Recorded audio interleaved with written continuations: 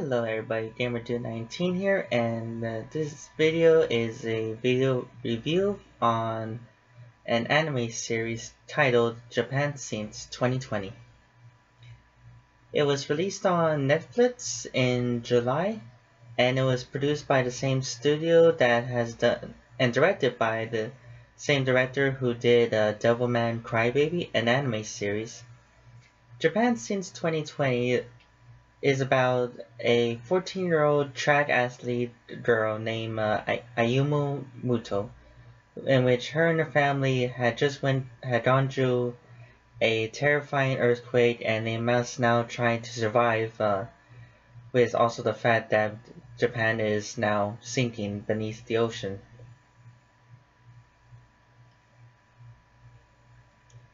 Throughout the episodes, there's been a lot of moments to where it will leave you wanting more, to make you left speechless, as well as feeling sorry for what the characters are going through. Coming up ahead is a bit of a spoilers, so you can skip. So if you want to skip ahead, you can. There will be a timestamp for it. Now let's begin. One of the themes that Japan Since 2020 talks about is hope, in which is featured as a light. As like the saying goes, light is always a symbol of hope, or something like that. But what happened was that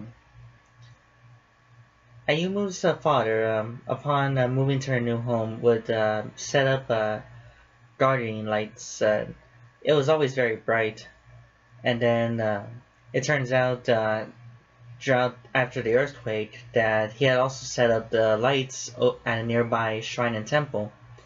He thought ahead that in case something were to happen, then the family would be able to see the lights and be able to try and meet up over there. In which, of course, it worked.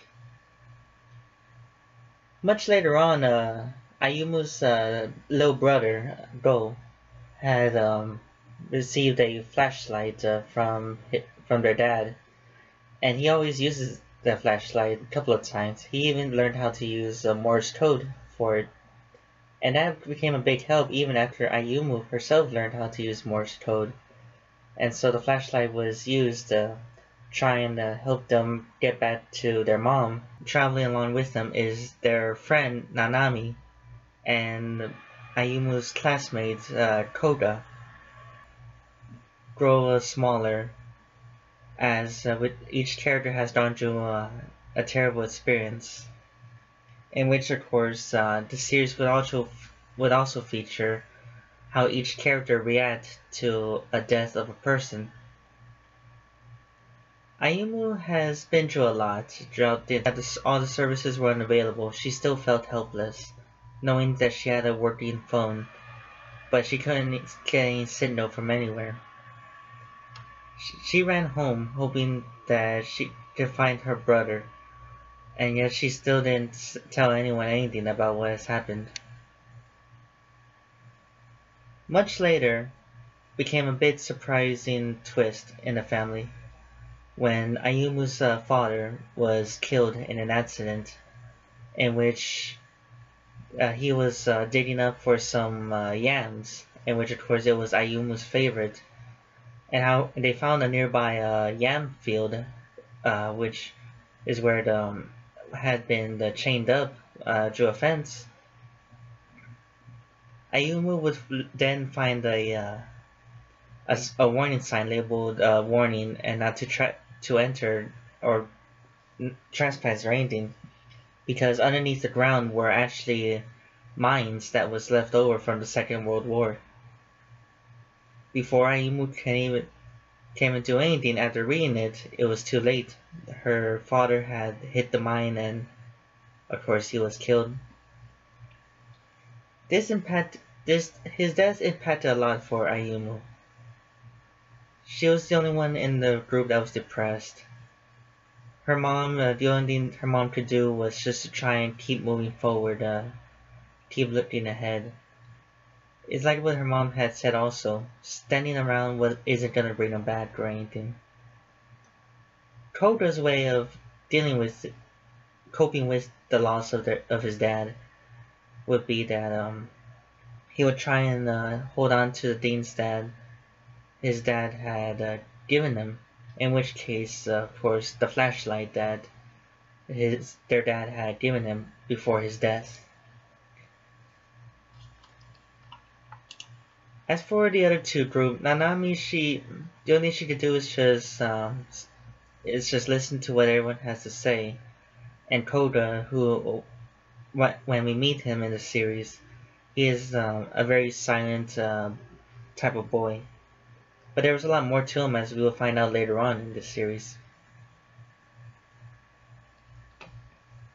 As for how else Ayumu was dealing with it, is because she felt like if she hadn't asked her dad to dig up for the yams, then he would still be alive. And so Ayumu was dealing with a lot of it.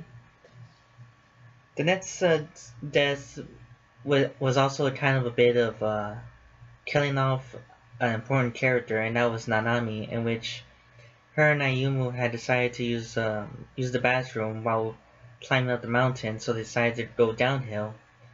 Ayumu chose a spot, and that's when she noticed all around her were dead animals. And before she can do anything else, she hears a loud thud, and she turns to see Nanami on the ground. The group would soon encounter a man on a homemade glider, and as he tries to warn them that down below was poison gas. And so Ayumu, who couldn't really believe what just happened, now felt even more guilty of it, as Nanami has now died from inhaling the poison gas.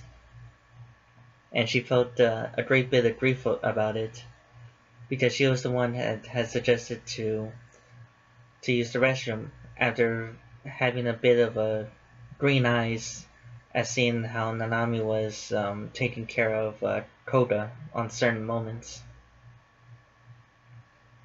They would soon find a nearby supermarket and decide to gather some stuff, and they encounter an old man who was the owner of the store. After going through a lot of situations, the old man soon had befriended the family, in a way. And so when another major earthquake had struck Japan, he had managed to get the keys to his truck, and so the group had left the store as the store sank below the fault line.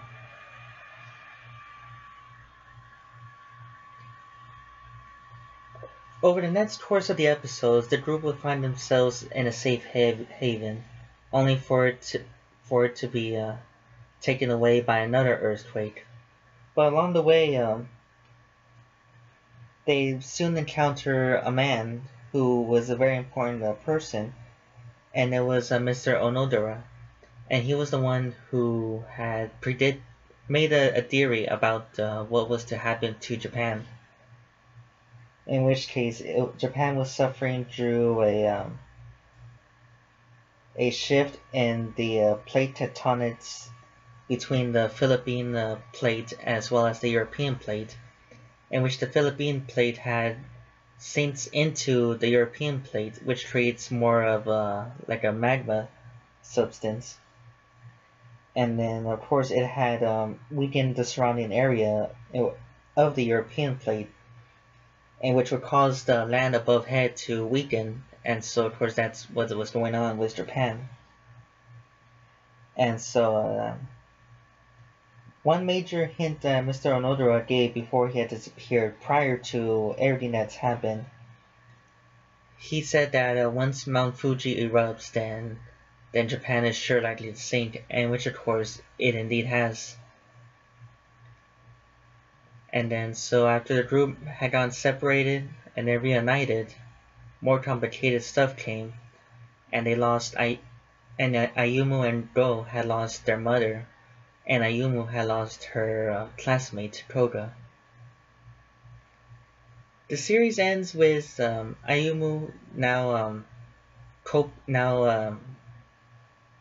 learning to deal with everything that's happened, after her brother and Mr. Onodera had reached safety, along with the help of a man who saved them, who goes by the name of Kite.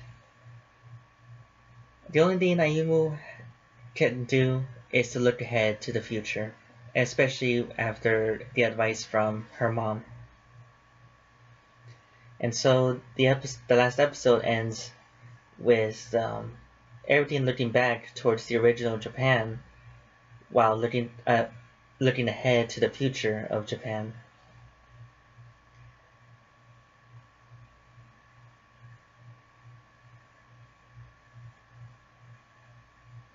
I give the series a 9 out of 10, in which, of course, I enjoy disaster movies a lot. And then also, there were some moments that just left me speechless. And the only thing that makes the score not be 10 out of 10 was because there were some scenes that were not completely necessary. I felt like it was not really that much important to the main story, as well as the actions of one of the characters, in which, of course, it was Ayumu, in which prior to running home to her after the major earthquake, she got a cut and she never said anything about it to anyone. And even after she started limping, nobody had asked about it. And it wasn't until at the very end, when she passed out, that's when they had found out that she had a bad cut, and so her leg was amputated. But all hope is not lost, as at the end of the last episode, it is shown that Ayumu got a prosthetic leg, and it was modified for her to run, and so she continued on being a track star.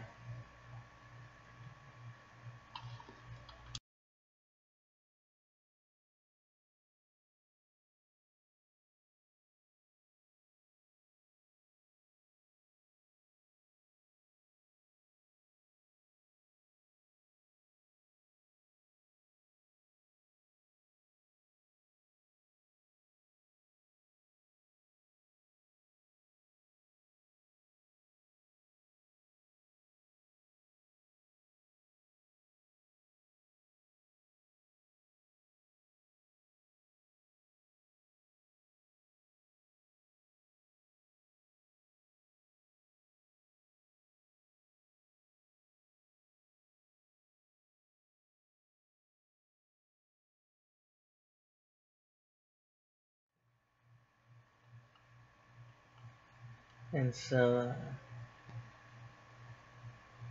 here's a couple of interesting things also. One of the cast members was, of course, part Filipina, and so she was very excited to play a character in that movie. And also the Muto family, of course, they're Mits and Mits also. And then other than that, oh, and also there's actually also a novel of the same name, only it took place in 1973. And other than that, the visuals was pretty good, the art style was pretty good, the flow of the animation was good. Um, it felt like it could expand much more on the story, but I'm guessing that, of course, the limit was only like 10 episodes to the series. But other than that, it was pretty good. I recommend it for anyone to watch, especially if you love all the disaster movies. So anyways, everybody, that's the end of this review. Hope y'all enjoyed it, and I hope y'all want to take a look at it. And until next time, everybody, see you soon.